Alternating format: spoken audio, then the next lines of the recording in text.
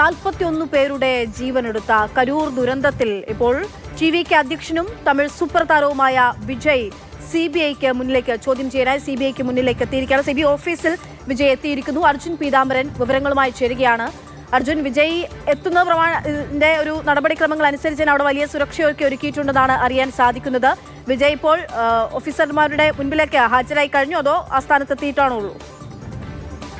അക്ഷയ, നിലവിൽ ഇപ്പോൾ വിജയ് സിബിഐ ആസ്ഥാനത്തേക്ക്, ഡൽഹിയിലെ സിബിഐ ആസ്ഥാനത്തേക്ക് എത്തിയിട്ടേ ഉള്ളൂ.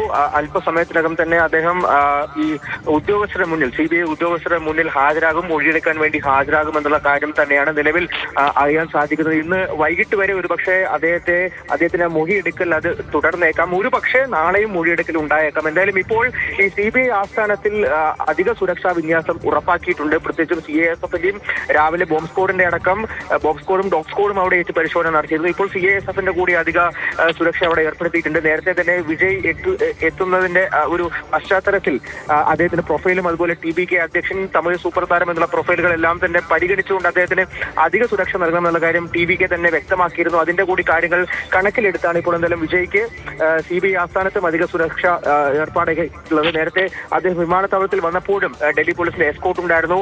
അദ്ദേഹം താമസിക്കുന്നത് ITC മൗര്യ ഹോട്ടലിലാണ്.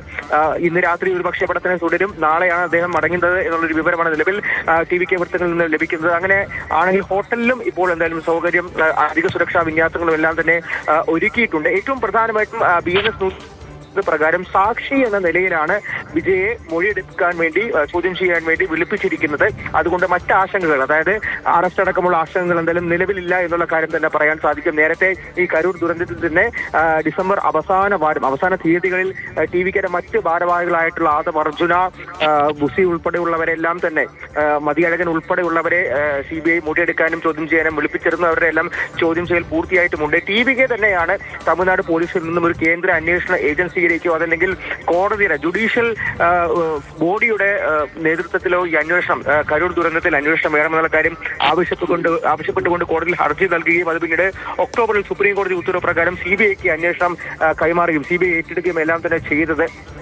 കഴിഞ്ഞ ദിവസം കരൂരിൽ അദ്ദേഹത്തിന്റെ പ്രചാരണ വാഹനവും CBI കസ്റ്റഡിയിലെടുത്തിരുന്നു. അതിൽ പിന്നീട് ആഭ്യന്തര മന്ത്രാലയ ഉദ്യോഗസ്ഥരും ഫോറൻസിക്കും അടക്കം പരിശോധന നടത്തിയിരുന്നു. എന്തായാലും വിജയുടെ പെർസ്പെക്ടീവിൽ കൂടി എന്തൊക്കെയാണ് സംഭവിച്ചത്, അതായത് വിജയ് അവിടെ എത്തുന്നത് മുതലുള്ള കാര്യങ്ങൾ, പിന്നീട് ഈ ദുരന്തത്തിലേക്ക് വഴിവെച്ചതും അതിനെന്തൊക്കെ കാരണമായി തുടങ്ങിയ കാര്യങ്ങളെല്ലാം വിജയുടെ ഭാഗം എന്താണെന്നുള്ള കാര്യം കൂടി ചോദിച്ച് മനസ്സിലാക്കുക എന്നുള്ളൊരു ലക്ഷ്യം തന്നെയാണ് CBI ഉദ്യോഗസ്ഥരുടെ മുന്നിലുള്ളത്.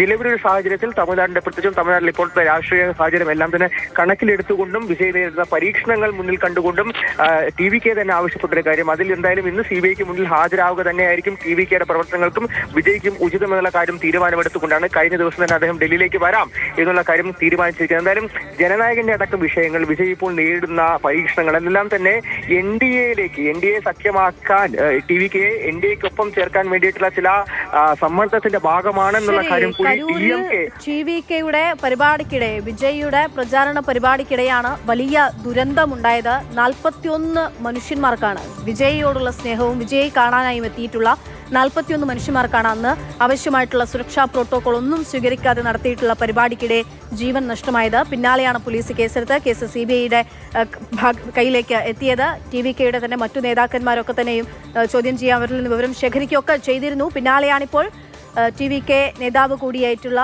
വിജയ്യെ നേരിട്ട് CBI ആസ്ഥാനത്തേക്ക് വിളിപ്പിച്ചിരിക്കുന്നത്. വിജയ് എത്തിയിരിക്കുന്നു. അവിടെയും വലിയ സുരക്ഷയാണ് വിജയ്ക്കായി ഒരുക്കിയിരിക്കുന്നത്. എന്തായാലും ആസ്ഥാനത്തെത്തിയിട്ടുണ്ട്. മറ്റ് വിവരങ്ങളിലേക്ക് നമുക്ക് എത്താം.